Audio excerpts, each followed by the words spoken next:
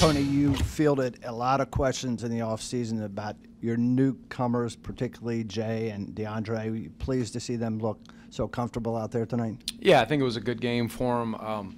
And that you saw, as I told you guys all along, you'll see flashes of, you know, a nice upside where Jay stepping out, hitting the three, DeAndre hitting a three, slashing, and their ability to, you know, move and jump and all that. So I thought those things were on display tonight. And then, you know, there's certain things against other teams where you're going to have to obviously tighten up a little bit defensively, but very, very pleased, and it was good to see him out there doing that. And it's a weapon when Jay can step out and shoot the three like that. It stretches and puts pressure on the defense.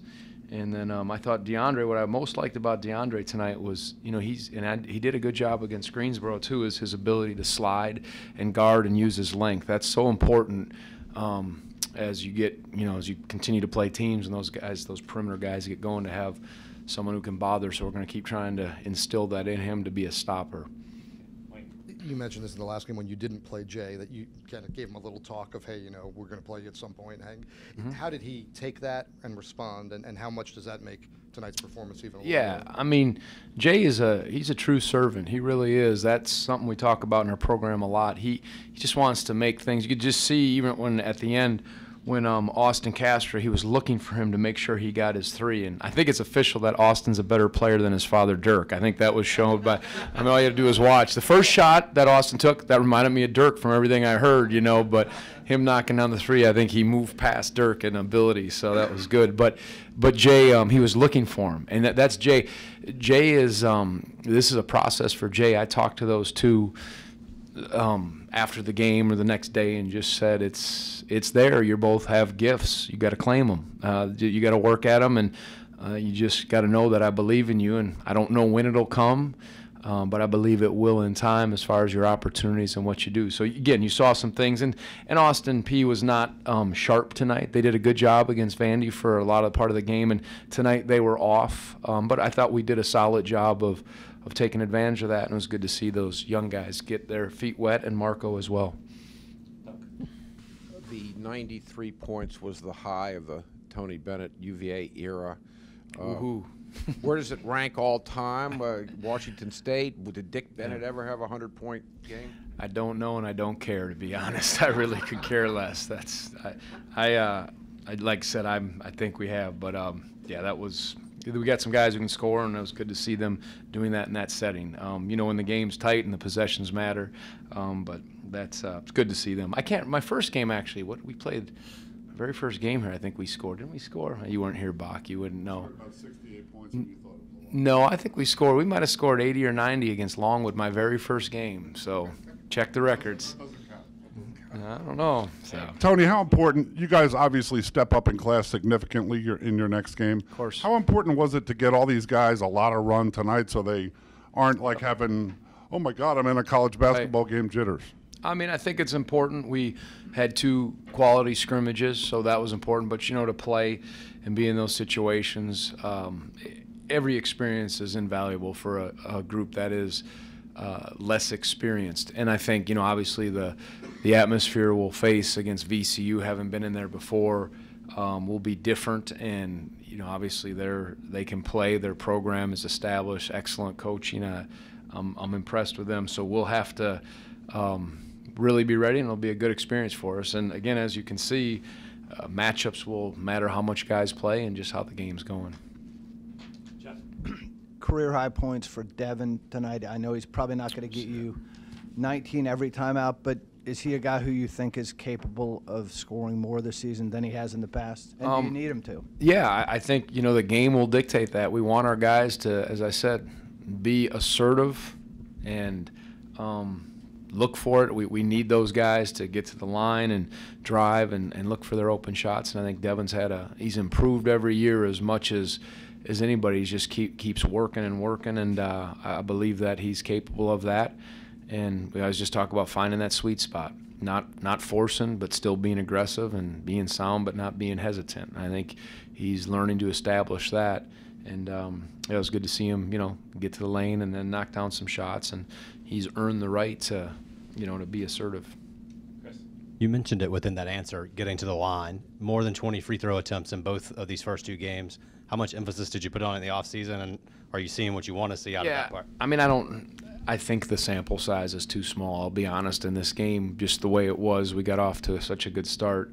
Wasn't there, but that's important for us to try to. It was good against Greensboro, and more important to make them when you get there. But you know, again, it's just being assertive, trying to drive. We're not throwing the ball in the post a lot. This game, the way they played, they really got up and they overplayed and they took shortcuts on all of our screens. So we lifted some things up and attacked the baseline. But anytime we can get some transition points or offensive rebound points or at the line, those are those X-factor points that help us. I know you weren't thrilled with the turnovers last game, and VCU is a team that generates turnovers. You cut it down to 9, and only 2 of them came from guards. Good sign or product of Austin Peay? No, and no disrespect to Austin Peay.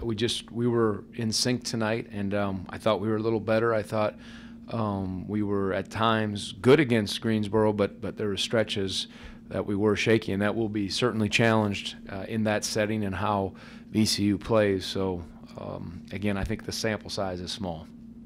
Time for a couple more. Yeah, for those of us who focus on defense, what about Jay's 5 blocks? It's good. I mean, he's long and lively. Position, vision-wise, there's some things that, you know, the young guys need to really work, and there'll be a level of discipline that, you know, certain things, it's like shooting can cover over some mistakes, block shots can cover over some mistakes, but if you're going against big, long guys and you're out of position, they'll make you pay, and you'll be following them. But, as I said before, Mamadi, Jack, and Jay, and even Isaiah as a weak side guy, there's some rim protection there with those guys. I mean, it's our same front court as last year with obviously the addition of Jay to that. So I think there is some rim protection there, and that can help if you're going against guys that are getting to the lane, and they'll make you think twice. Tony, you had a situation last year in the beginning of the year when there was a buzz whenever Kyle touched the ball because people knew, you know, about him. There was a buzz later when Ty started to assert himself. When Jay got on the court, when he stood up to come in the game tonight, there was a, you know, big anticipatory, you know, kind of roar, and it just kind of kept climbing and climbing. When somebody starts out like that, do you like pull them aside and try to, I don't know, not burst their bubble, but try to perspective or something, you know, to. Yeah, I said don't read your own press clippings. Whatever you do, don't read Hank's, whatever he writes about you. Do not touch. No, not at all. Jay is a humble kid, humble young man. He really is. I was happy for him. I was thrilled. I love that. I mean, the crowd, I think someone told me he did a YouTube thing where he took off from the free throw line so the legend grows, you know, and you see, it's amazing the videos I get, and guys don't miss shots and people see things. But Jay has promise. You saw that in the blue-white scrimmage. You see all those things. So I was absolutely thrilled that he was fine, I believe, with not playing, and he's just going to keep working. And I like the fact that he had success, and again, the fact that the fans appreciated that. One of the kindest, servant-hearted guys. He embodies our pillars, and we're going to keep getting them stronger, more assertive, more physical, better defensively, and I like what we'll have in time.